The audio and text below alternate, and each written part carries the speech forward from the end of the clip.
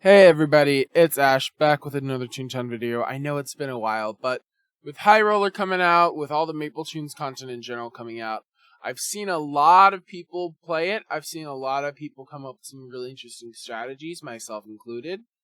And I thought I'd take a little time to release a strategy guide for y'all. So that way if you're doing High Roller, maybe you're a new Toon who doesn't know much about the game, or even if you're a more experienced Toon who maybe just wants to know exactly how this fight works. This guide might just be the thing for you. Obviously, spoilers ahead, including how you can one cycle the High Roller on Phase 3. If you want to stay tuned for that, keep watching. First of all, the High Roller's High Roller. What is it? You got these little ducks screaming at you about how you gotta watch this game show. What is it? So, there's 3 phases. You have the first and second phase, I almost said duck shuffler. The High Roller is at 999 max health. In the third phase, it's at 44,444 max health. Don't worry about the numbers. It's not as scary as you might think. All tunes will be immediately synced to 15 laugh. If you're a brand new tune, you'll be 15 laugh. If you're a 150 laugh tune, you will be 15 laugh. Your laugh will continue to grow as the fight goes on. You'll get higher and higher laugh, etc. You'll see as we get into it. Another notable thing, every single tune will have every single gag and every single gag track. All your gags will also be prestiged, which is a very important thing to know. So you do not have to worry about bringing gags with you. You do not have to worry about training gags. You will have every single gag track. It will all be prestiged, so you don't have to worry about setting prestiges and everything either. Notably, all rewards are disabled, but you will have a way to get rewards through their system. Speaking of which, gags and rewards are going to be used via this pip system that I mentioned before. So, what are pips? This is going to be something that is very confusing. I've seen it be confusing for people who are just entering this fight because it's a brand new system. No one's used to it. What the heck are pips? Well, basically, these are your currency. If you're used to games like, Hearthstone has like a sort of health or mana charge system, something like that. Essentially, this is your currency. And in the fight, if you want to use a gag, you need to have pips. If you want to get a special effect like a unite or something, you need pips. So essentially the way it works is for every gag that you use, depending on the level, it'll cost 1 pip per level. If you want to use like a wedding cake, for example, which is a level 8 gag, you gotta spend 8 pips. There's exceptions, we'll get into that in a bit. Dice will also cost the same as the pips or the dots on the die face. Fun fact, that's why they went with the name Pip.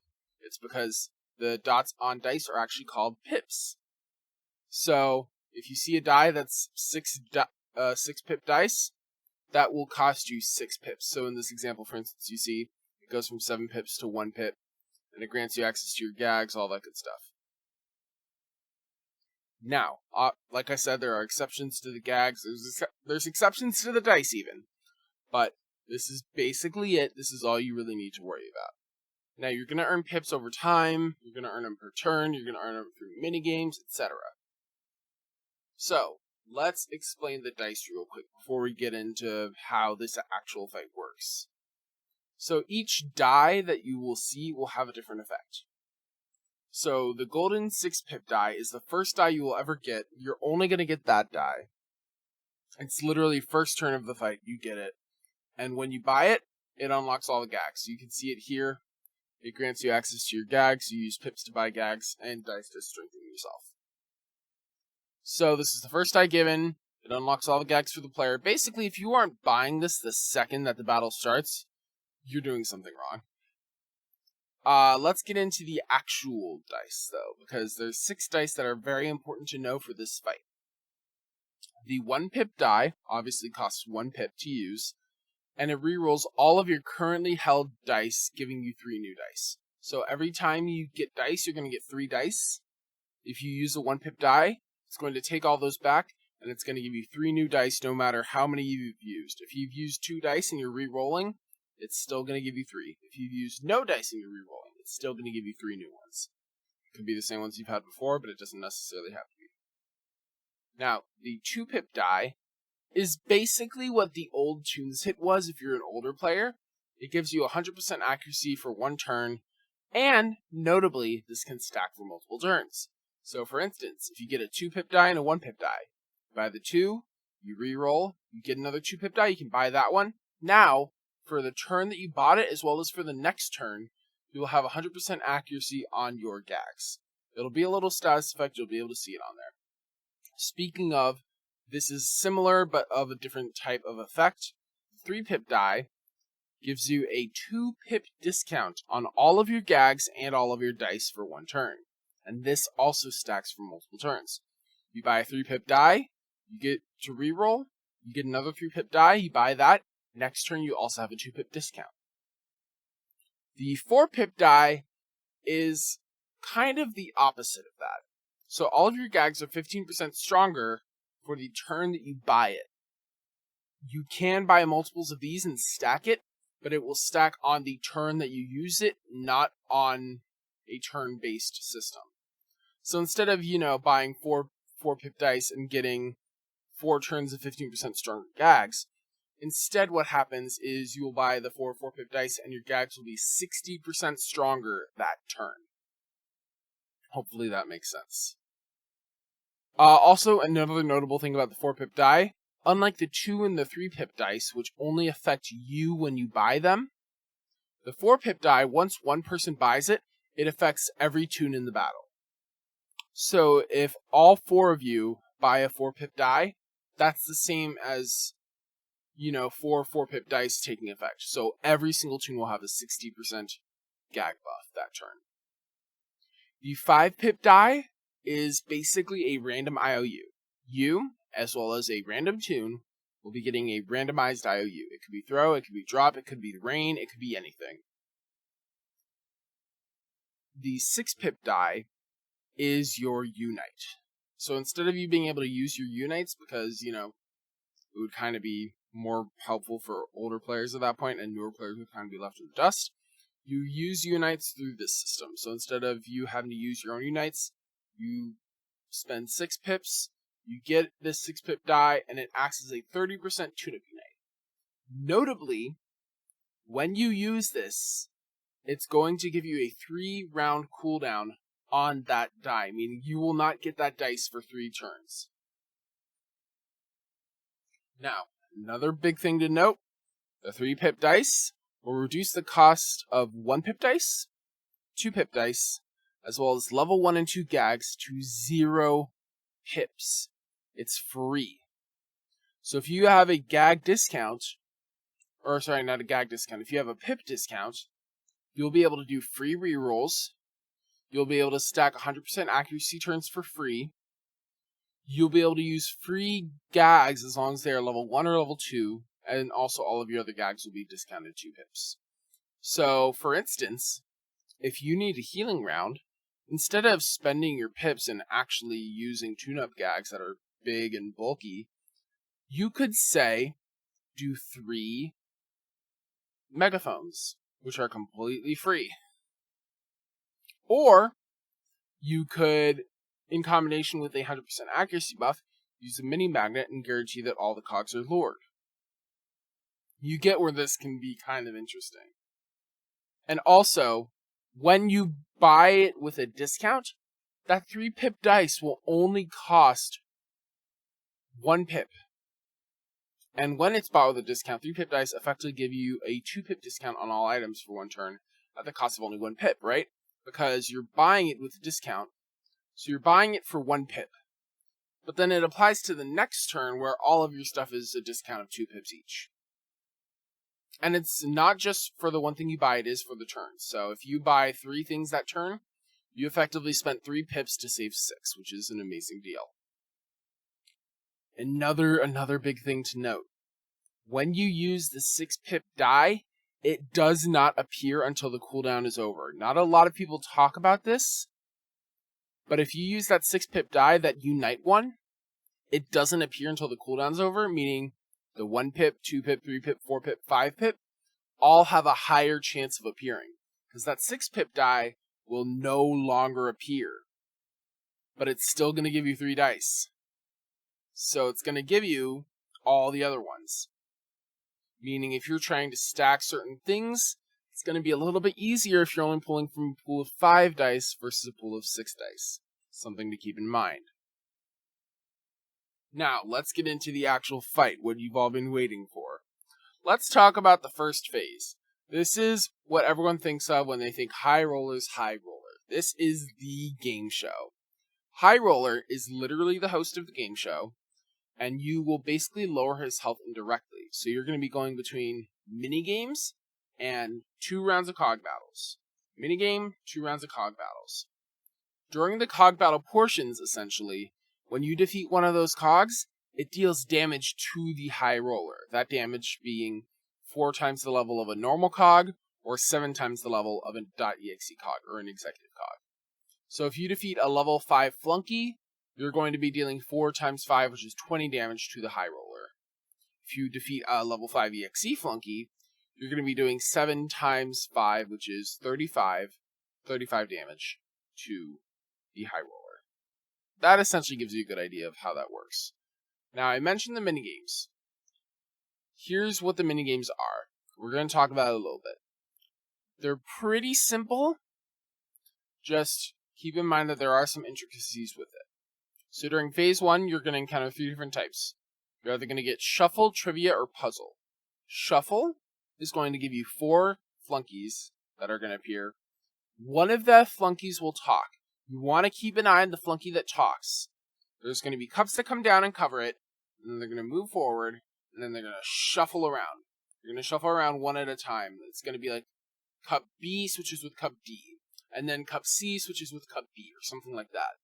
And you just want to keep an eye on where that one flunky that talked goes. And then basically once they're done moving them around, they will move back into their position, and you got to figure out which flunky did it. Was it A, B, C, or D? If you hit the right one, you win. If you don't hit the right one, you lose. If you win, you get a max laugh buff. If you lose, you get a penalty in a slight laugh penalty. Now, trivia. Trivia is basically a multiple choice question.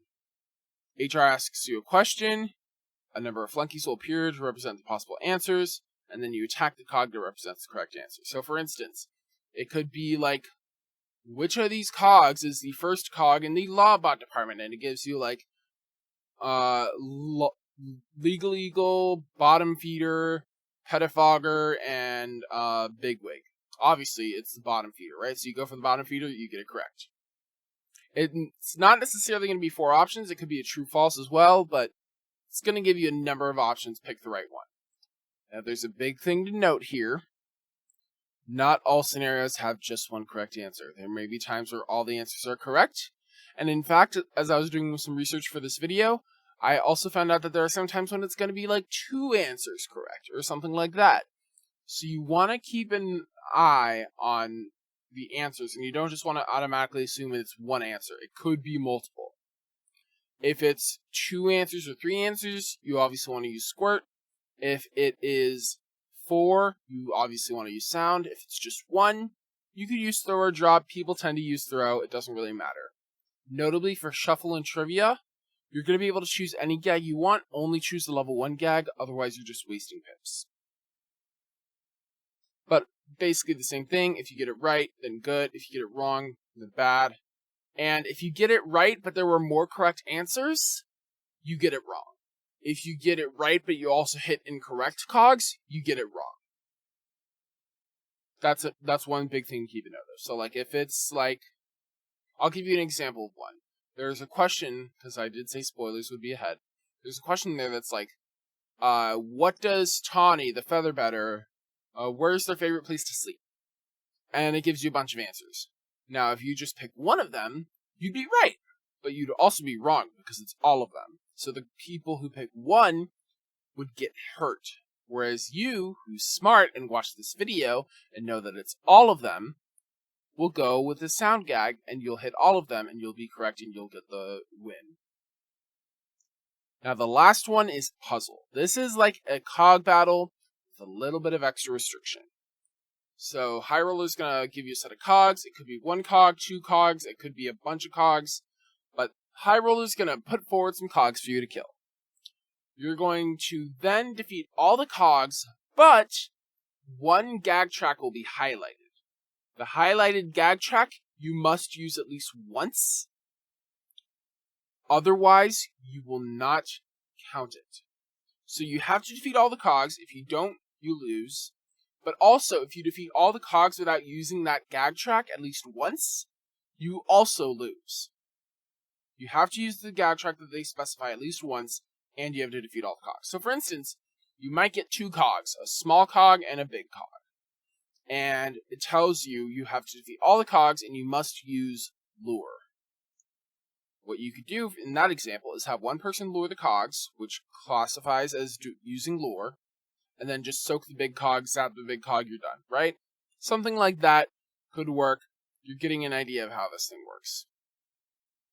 Now, tips and tricks. I talked about the puzzle for a little bit. Phase 1 actually has a very, very, very fun trick. Because it's relatively self-explanatory. Just do the minigames, fight the cogs until High Roller is down. But there is the major trick that will help you progress faster, save pips, let you be able to use dice quicker. And basically that tip is, if you get the puzzle minigame, you don't need to play it. Turns out, and I discovered this through my own personal testing, if you get the puzzle minigame, it gives you a ton of pips. Oftentimes when I get the puzzle game, I get somewhere around 8 pips just for the puzzle minigame. But the thing is, if I just skip it, and everyone else in my group just skips it, we don't lose those 8 pips. And we still get pips for when we move on to the cog fighting portion, just like you normally would. The only difference is we take a small hit in exchange for those 8 pips. Now, you might be thinking, well, why would I want to get hit if just for some extra pips? Because that doesn't seem to make a lot of sense. But let me give you this example, right? This is actually an example that happened to me. You're given 8 pips for each puzzle, or 8 pips each for the puzzle. And you all choose to skip. So you move into the battle phase. You get your pips for the battle phase, etc., etc. Now, if one member of your party gets a 6 pip die and heals everyone with a unite, then you just gave 3 toons an 8 pip bonus, 1 toon a 2 pip bonus, you're all fully healed, you all still got the pips from the battle round.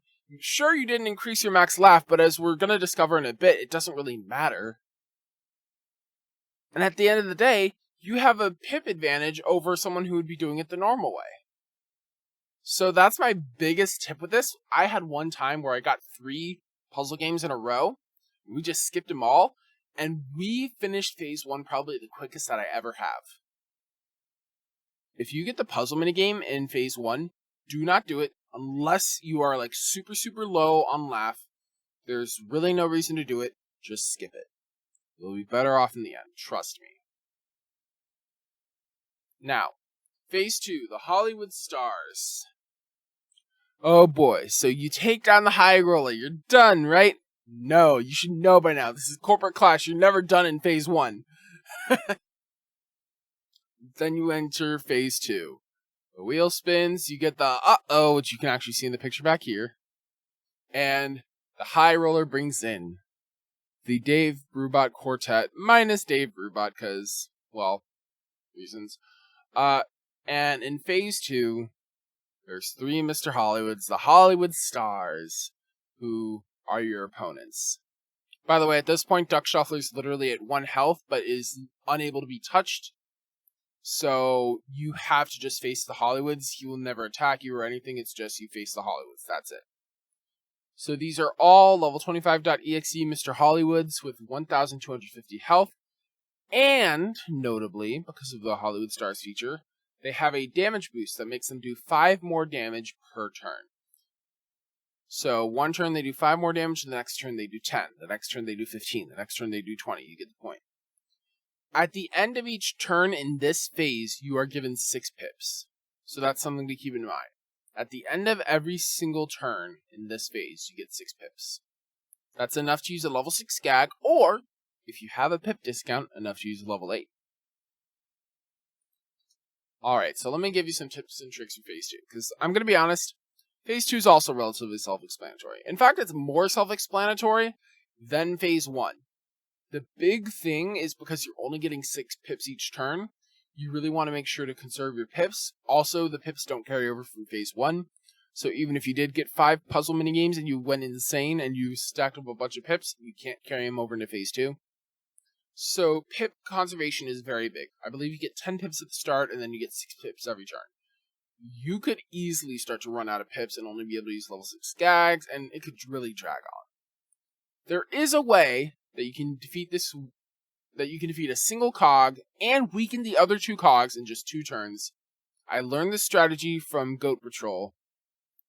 Credit to Goat Patrol on this one. Actually, I forgot the way that the strategy worked, so I messaged Goat Patrol ahead of time and was like, hey, I'm making this video. How exactly does this strat go? So credit to Goat Patrol on this one. But on turn 1, if anyone is able to use a 2-pip die, which is, again, the 1-turn Toons hit, they should use it, and then they should use a presentation. That guarantees the hit for the lure, and that guarantees the most damage you can possibly do with a group lure. Everyone else uses birthday cakes on the right Hollywood. Now, notably, this will not kill it. This will put it around 400, it'll get 1 attacking on you. Does not matter. On turn 2, the Toon who lured uses a fire hose on the middle Hollywood. The other Toons then use lightnings. 2 of them go on the right one, which was already hurt by the birthday cakes. That will kill it. And then since you don't need to use all 3 on there, you can use the 3rd one on the middle cog, which will then jump to the left cog. That's the best way to do this. You will literally be so safe using this strategy. There shouldn't be anyone, going sad based on this strategy. The cogs can't do that much damage. And like I said, the other 2 are weakened at that point. So after that, depending on your circumstance, if you really want to tune up, you can take a turn, lure, tune up. Use another 2-pip die to get yourself another turn of accuracy when you lure. And then just tune up everyone, because tune-up's guaranteed to hit. If you're not in that kind of scenario, you could just guarantee a squirt to hit, and then zap, and then just kill. And then move on. It's all up to you, but that's a way to finish this phase in literally 3 to 4 turns. It is not hard at all. It's a really easy strategy. Just make sure you're communicating with people. It'll be relatively fine.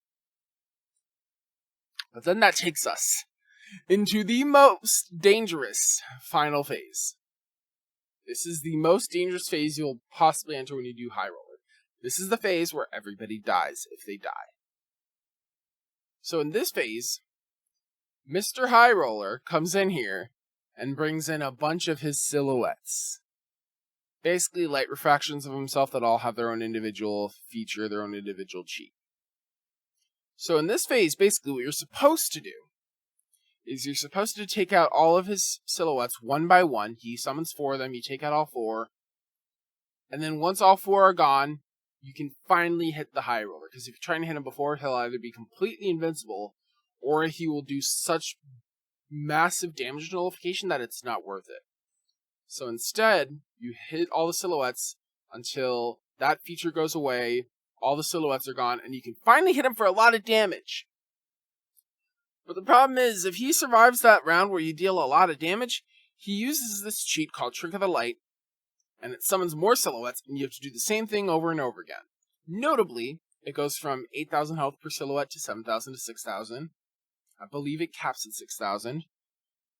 But you don't want to have to fight all those silhouettes again, because they can be extremely dangerous. Let's talk about the silhouettes. So, the silhouettes, they have different cheats depending on which color they are. If they are the purple one, they will be the cashback, which retaliates whenever a Toon is healed. It essentially reduces the effectiveness of your Toon by 50%.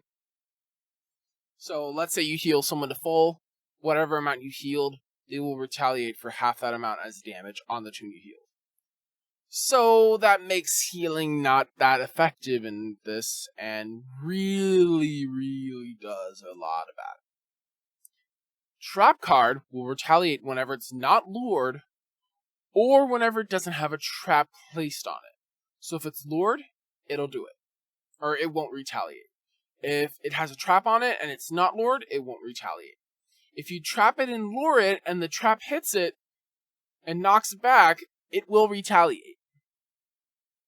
And you don't even want to use trap when this guy's out, because every single trap gag that you use, not even including the ones that, like even the ones that aren't on the trap card, if you use it on any other silhouette, the trap will cause the retaliation damage to go up by 100 each.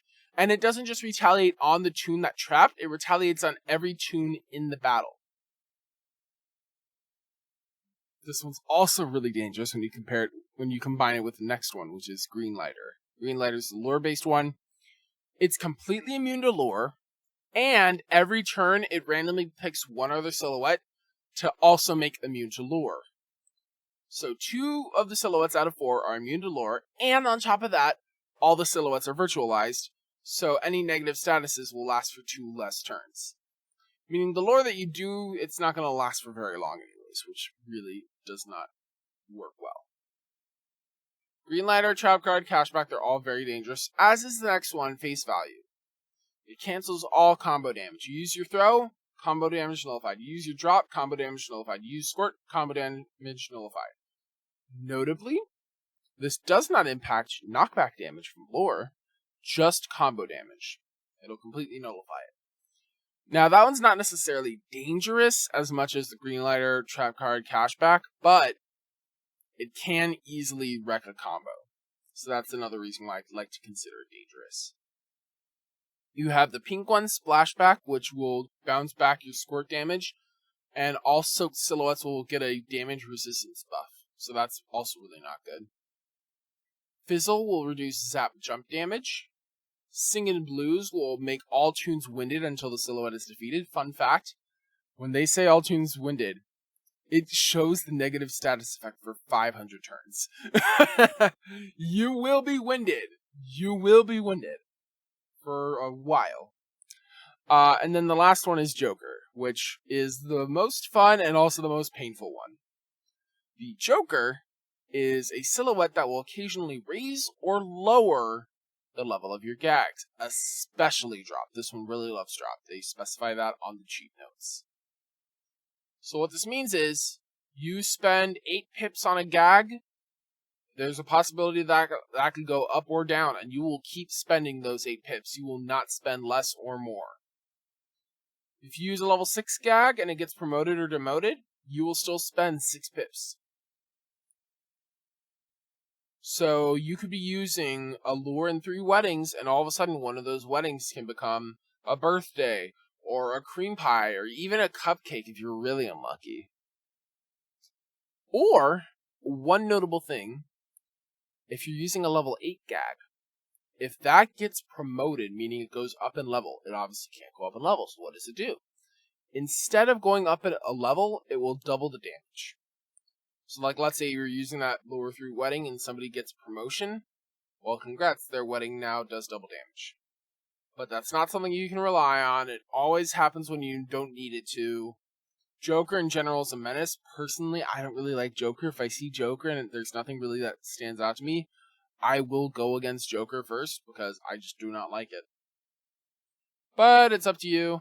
It can wreck your combos, it can wreck your runs, but it's not the most dangerous, especially when you compare to things like Cashback, Trap Card, and Now that we talked about the silhouettes, we've talked about how Dave Brubeck can bring them back after 1 round of damage. How do you possibly stop that? Well, by doing this technique that is called pip stacking. This can apply in all phases. You can use this in phase 1 when you skip those puzzles, but phase 3 is where you can especially take advantage of this strategy, known as pip stacking or pip stalling. People will call it different names, but it's essentially the same strategy. So this is essentially where you stall over multiple turns. Because every single turn, at the end of it, you will get 8 pips.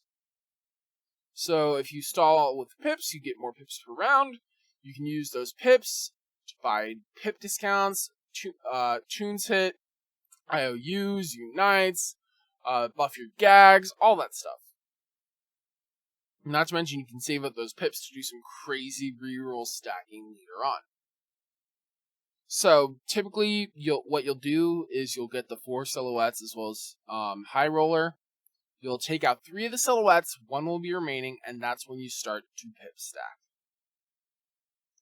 So what you're gonna do is you're gonna pip stack. You're gonna get all these pips. You're gonna get all these things. We'll get into detail.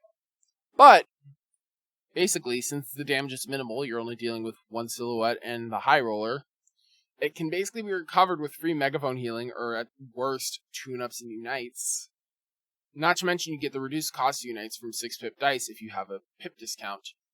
Overall, this is a really solid strategy to not have to deal with rounds and rounds of silhouettes. And notably, with a little bit of luck and a little bit of skill, you can potentially one-cycle the High Roller.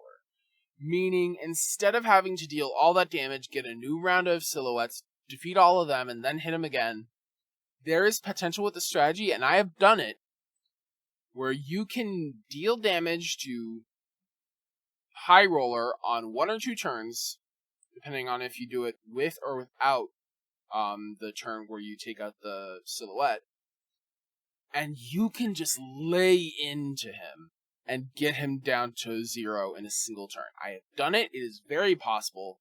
It does take a little bit of luck, but I'm going to teach you how to do it. So, you're going to take advantage of these steps. This looks complicated. Trust me, it is not. First thing you're going to do when you have a few pips in your inventory, first of all, check to see if you have a 3 pip die. If you have that and you have a 1 pip, get it. If you don't have a 3 pip and you don't have a 1 pip and this is your first time doing it, just pick a gag or pass or whatever, move on.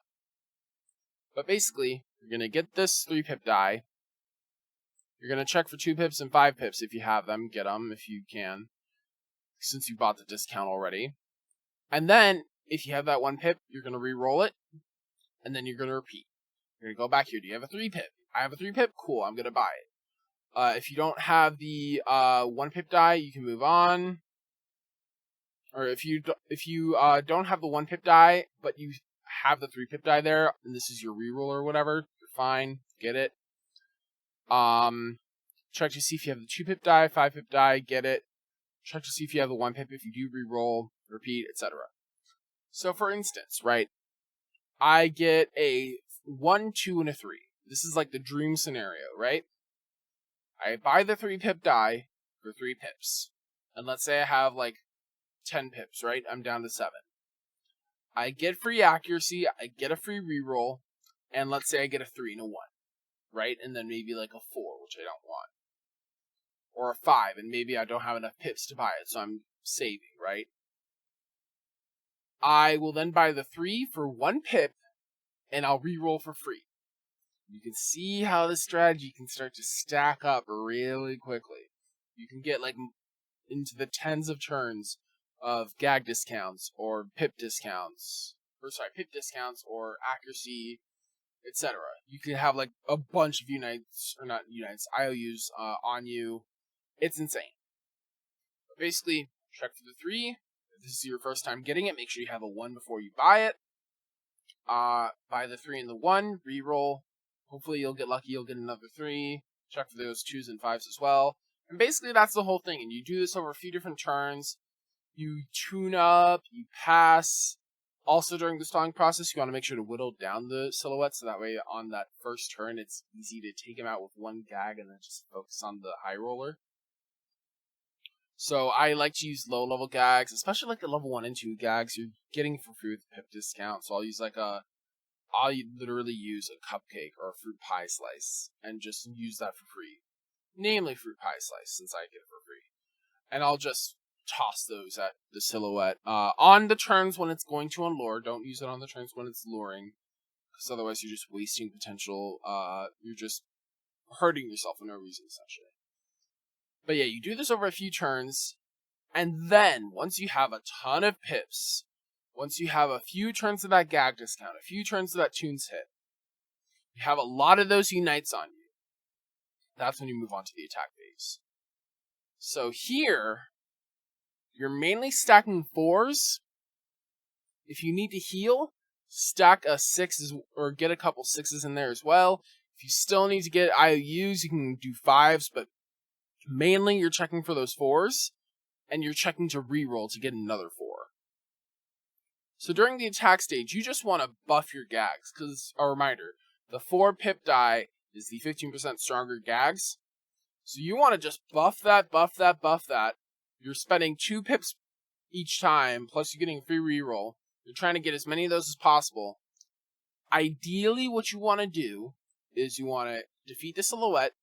I let you use Squirt, because then you deal some damage to HR, not to mention Soak is always good for prestige drop. Might as well do it, right? And then you want to follow it up with 3 pianos on the high roller. So 1 person soaking, 3 people pianoing. Notably, you all should have 100% accuracy right now. You should have like multiple turns of 100% accuracy right now. You should be fine. So every single gag will hit. You're going to Squirt Silhouette, kill that. It should be lured, hopefully. Hopefully you've lured it already so that we can get the knockback damage as well. Silhouette's down.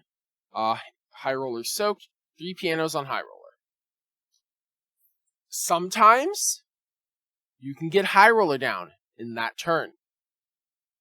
If it's not dead yet, you repeat the section with the attack stage. Stack up 4s as much as you can. Reroll to get more 4s. Maybe even get an IOU or 2 if somebody had maybe a 1-turn IOU on them and their drop IOU's gone now. Maybe try and get another IOU or 2 on them. And then 4 pianos on the high roller. You have the soak in place, so you should be able to just get the soak extra damage from the debuff. And then you also have all 4 pianos hitting. All 4 pianos do 30% combo damage. Hopefully you've got enough 4 pip die buffs in there, so that way your piano does like 7,000, 8,000 a hit. And with enough luck, a little bit of skill, you should be able to 1-cycle high roller. It's a relatively reliable strategy. If you get really bad luck and you don't get that many 4s, it might be a little bit harder. But especially doing the strategy where you take out the silhouette and piano the high roller the same turn, I don't think I've had that fail yet. And it's a very easy strategy to just 1-cycle the high roller. You shouldn't be taking too much damage. And overall, it's just really fast, really efficient, really good strategy. Now, last but not least, let's get a few tips and tricks in there. Phase 3 can be very stressful. There's a lot going on. You got all this to worry about, obviously, right? You got to worry about like checking for the dice and everything, re-rolling. By the time you actually get to your attack or picking your gag, you only have maybe 10 seconds left if you have a really good turn of rerolls. So it can be stressful. Just remember to remain calm. It's a Toontown fight. Just remember to remain calm. Don't stress yourself out too much. But do remember to keep an eye on your pip count. I have seen multiple times, where people are trying to stack up all these effects. They're trying to get this many turns of pip discount, this many turns of accuracy, this many IOUs. They're trying to unite and stuff. And then I see them at like 2 pips, 1 pip, 0 pips even. And then they're just like, oh, I can't do anything now. And that really sucks. And that can happen when you're trying to stack up, but it can also happen when you're just in the thick of it. You're trying to, use your gags and stuff. Or even sometimes, maybe you don't need maybe you're not using too many pips to where you're going down to 0. But maybe you go under 8 and maybe you needed to use a level 8 gag and maybe you don't have your pip discount up, right? You can easily get to a point where you are spending too many pips and you're causing yourself to lose out on damage or causing yourself to lose out on more healing or lose out on more lure knockback or whatever. Just keep an eye on it. Make sure you're not overspending. That's the big thing. Again, silhouettes to take note of: cashback, trap card, greenlighter, face value, especially the first 3, cashback, trap card, and greenlighter. A big tip for trap card and greenlighter: if you get both, check to see if trap card is immune to lure. Because if greenlighter gave the immunity to trap card, you want to go after trap card first. If you can lure trap card, you want to go after greenlighter first. That's something very important to keep track of. Because if trap card's immune, obviously that's going to be bad. You can't lure it. You could place a trap in front of it, but that's a very temporary solution, not to mention you're losing out on damage. Go for trap card first. Trust me on that. If he's not immune, or trap card. Pour all your damage on Green Lighter. That's the better strategy there. And of course, if you get cashback, trap card, and Green Lighter, good luck. That's all I gotta say. You're obviously going for cashback first, most likely. But just good luck if you get all three. It's not easy. Just make sure to take those out first if you can. And keep an eye on face value if you have it in your group. Make sure you're not accidentally relying on combo damage when it's not going to be there. And again, I'll say this because it's my personal pet peeve with this fight. It may not be the most dangerous cog out there. Overall, it may be a wash. But Joker can really wreck your combos, and it can even wreck your run. I've seen it happen. It's happened to me personally. So if there's no silhouettes of note, if you don't see anything like a cashback or a trap card or a Green Lighter, even if you have like Joker and face value in the same fight, I'd personally recommend you go after Joker first. Because I hate Joker. I have had so many runs die to Joker, just wrecking combos and then everyone dying. So just, if you hate it as much as me, or if you don't see anything of note, maybe go after Joker first. Just my personal recommendation.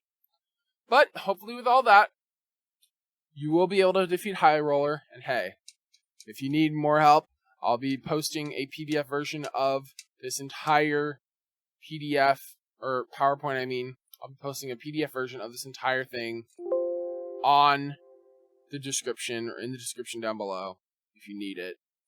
But hopefully this guide helps. Hopefully you get those High Roller wins. They just released an update at the time of recording this, where you need to get 15 wins now, so you can get that exclusive black jacket.